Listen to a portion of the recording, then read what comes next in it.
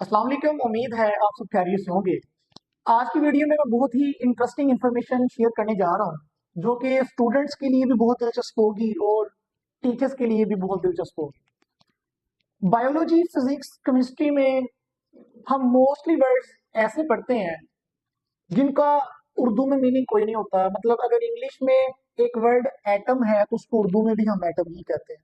अगर हम बात कर लें बायोलॉजी की तो बायोलॉजी को हम उर्दू में भी बायोलॉजी ही बोलते हैं। न्यूक्लियस की अगर हम बात करें तो न्यूक्लियस को भी हम उर्दू में न्यूक्लियस ही बोलते हैं। ठीक है, तो मोस्टली टीचर्स जो हैं उनको इस चीज का आइडिया नहीं होता कि इन वर्ड्स को उर्दू में भी सेम क्यों बोला जाता है।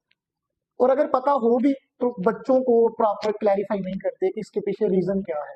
तो बच्चे इसी चीज में डूबे रहते हैं कि ये जो वर्ड न्यूक्लियस है, एटम है, ये है क्या। ठीक है, जब उर्दू में मीनिंग ही नहीं बताया जाता, बस ये बता दिया जाता है कि भाई एटम सबसे छोटा पार्टिकल है, न्यूक्लियस एटम के सेंटर में होता है। ठीक है, ये चीज बस ये टीचर सारे बताएंगे, लेकिन जो चीज मैं आज आप सबके साथ शेयर करने लगा हूँ वो जान के आपके माइंड में हमेशा कोई भी वर्ड आपके सामने आए जो जिनको हम इंग्लिश में और उर्दू में सेम बोलते हैं तो आपके दिल में आएगा कि मैं इसको सर्च करता हूँ कि वजह क्या है। तो मैं ये इंफॉर्मेशन आप सबसे शेयर करूंगा।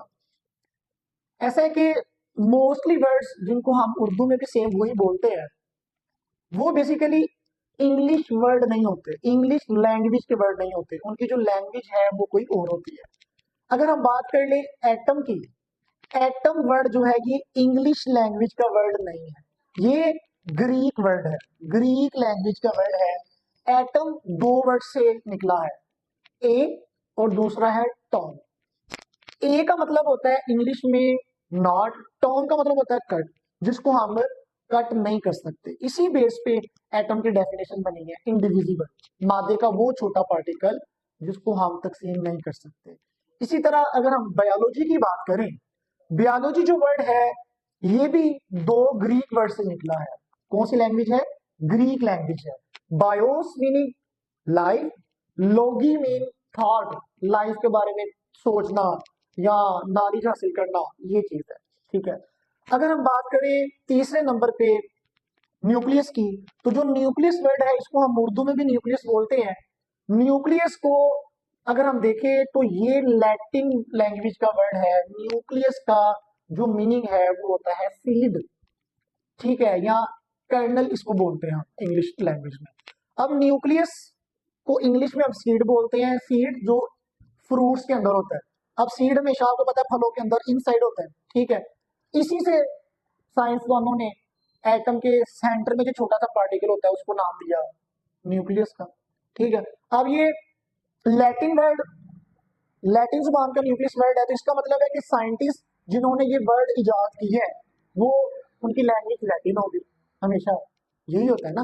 अगर कोई इंग्लिश लैंग्वेज का साइंटिस्ट है तो उसने किसी भी चीज का नाम जो है इंग्लिश वर्ड में रखना है। अगर ग्रीक लैंग्वेज का साइंटिस्ट है तो उसने ग्रीक लैंग्वेज के अकॉर्डिंग रखना है। अब हम चौथे नंबर पे बात करते हैं फोटोसिंथेसिस की। ये छठी सातवीं आठवीं के स्टूडेंट्स को भी इसका आइडिया है। अब फोटोसिंथेसिस जो है ये भी दो ग्रीक वर्ड से निकला है।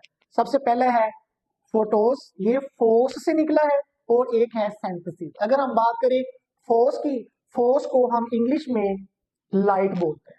ठीक है, और सिंथेसिस का मतलब होता है कंबाइन टूगेदर। ठीक है, इकट्ठा किसी चीज का आपस में जोड़ना। तो फोटोसिंथेसिस का क्या मतलब हुआ?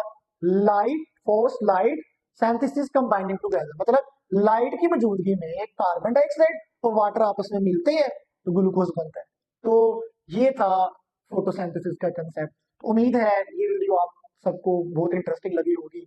जिन जिनको ये फर्स्ट टाइम बात पता चली है जो मैंने बताया है, तो आप लाजमी आगे अपने दोस्तों के साथ शेयर करिएगा ताकि इल्म में इजाफा हो। इंशाल्लाह मिलते हैं नेक्स्ट वीडियो में।